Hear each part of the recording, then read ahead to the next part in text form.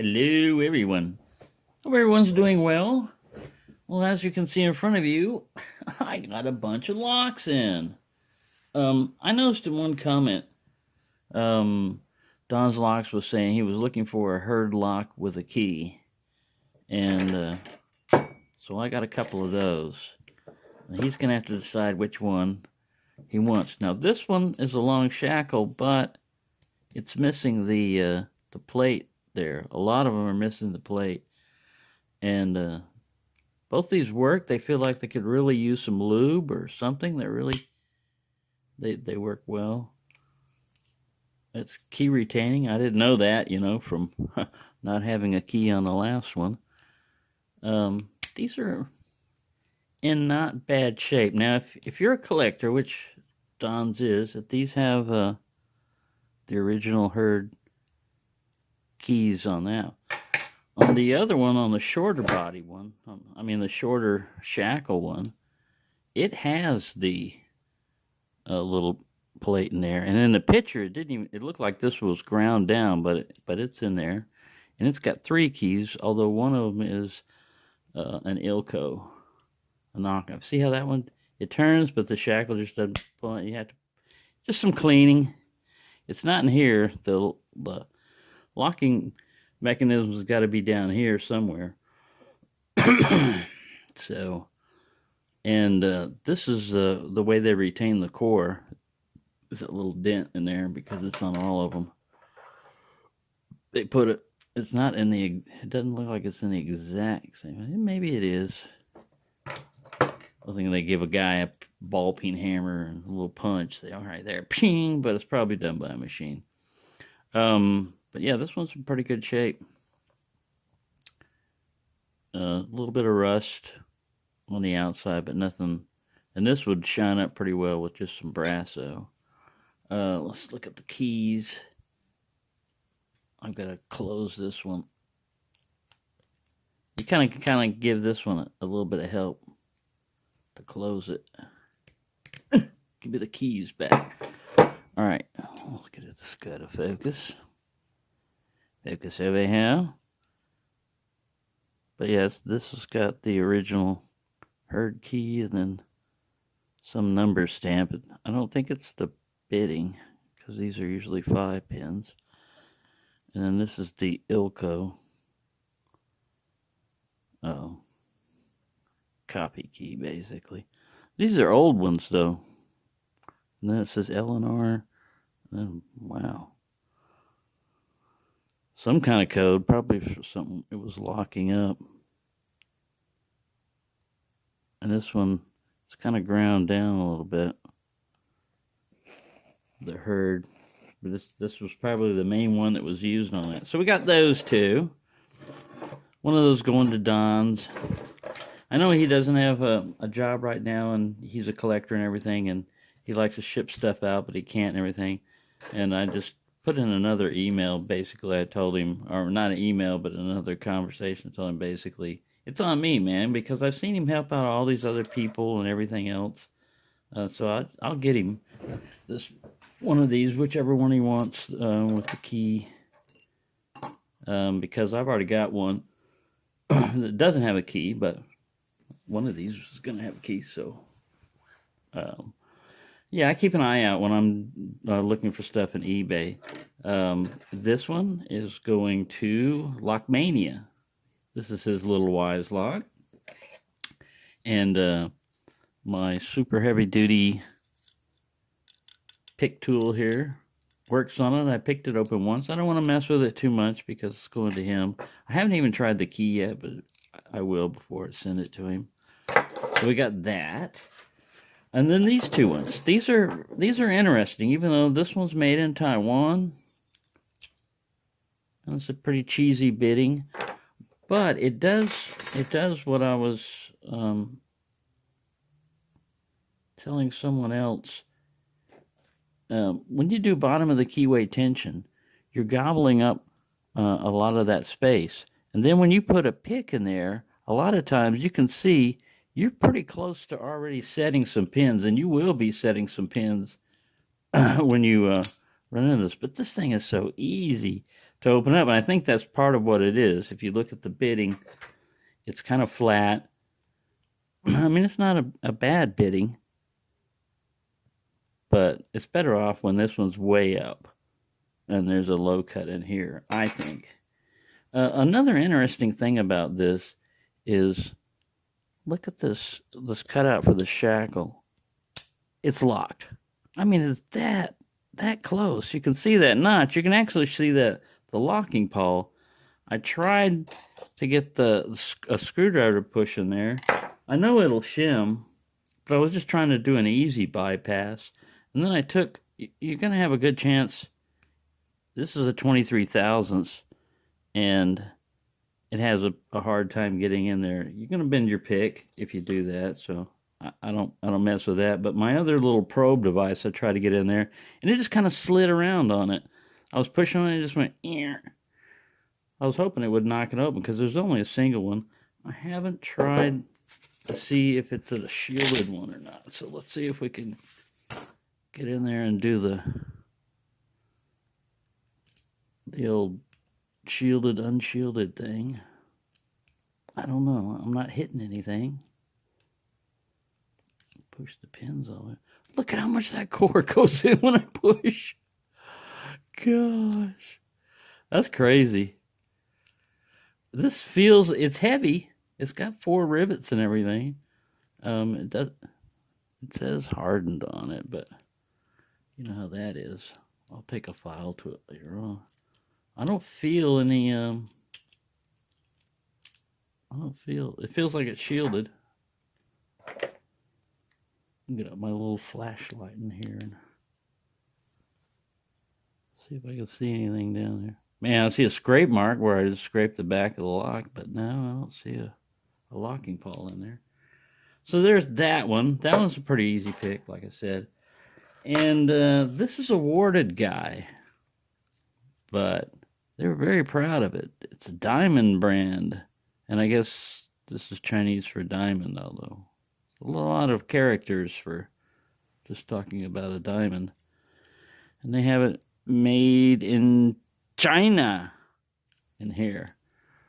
It's a Warded lock. So I haven't tried my Warded set on it yet.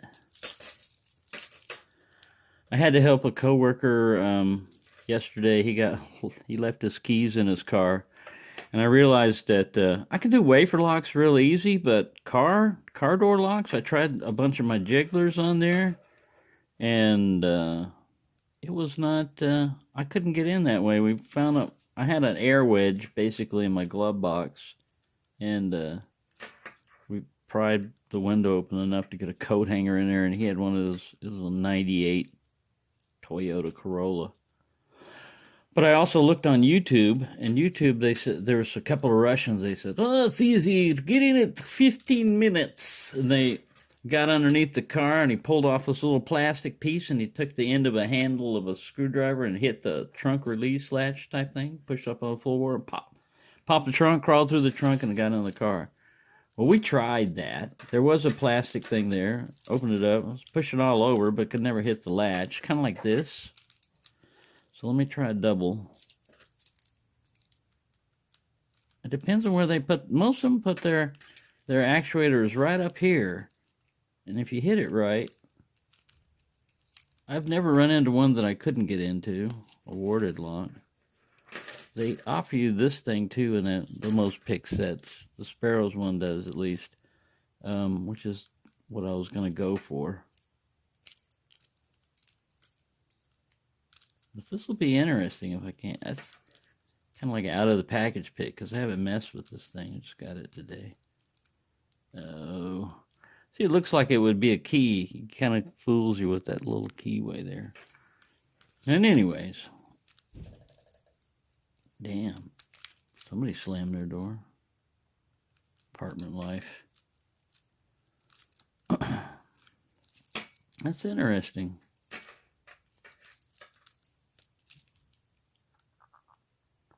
It's probably just a big one down there on the very end is the main one that does it.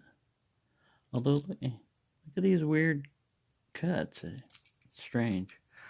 Let's try that flashlight again and see if we can peer in here and see what's lurking in the shadows. Oh yeah, there it is. See that thing on the very end down there? I think if I just push that back, that should do it. So let's get in there with a pick and try that.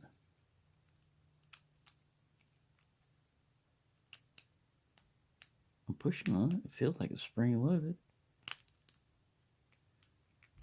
Defeated by awarded lock. I'm not defeated yet. Well, I don't want to take the sorry 10 minutes. I don't want to stretch this out too long. That's interesting. About all these locks to get into, you would think the warded one is just like a gimme. Oh yeah, it's a simple warded lock. It's just a simple mechanism. I can see it. All these other things are basically wards. And I see something sticking out. Just a lip. I wish I could get my heavy-duty probe device in there. Let's try a tension wrench. Get it in there.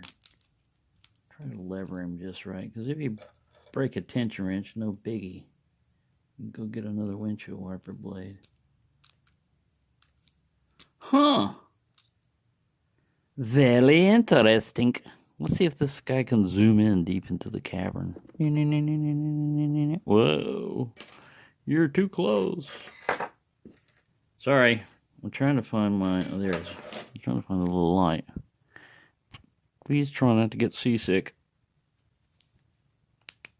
Alright. Now what we need to see is... See that little hump right there? He sticks out more than anything else in here. And I don't see anything else that would be an actuator. You know, it looks like it would be an actuator. So it looks like that guy right there. And if you consider you're doing a turning motion, it should push back or up.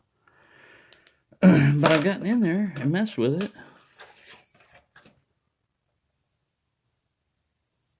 We'll do this through the camera. Whoa. Doctor! Be quiet, I'm doing brain surgery. This one takes some brains and don't seem to have them right now. Alright, let's zoom back out before everybody gets... Hello, everyone. This lock is... Let me adjust this camera here. It's not a warded lock like I thought it was. It's very interesting. There's separate copper little bars over here. You can see a separate little housing in there. But what are you tension against? Because this is just like a free floating spinner over here.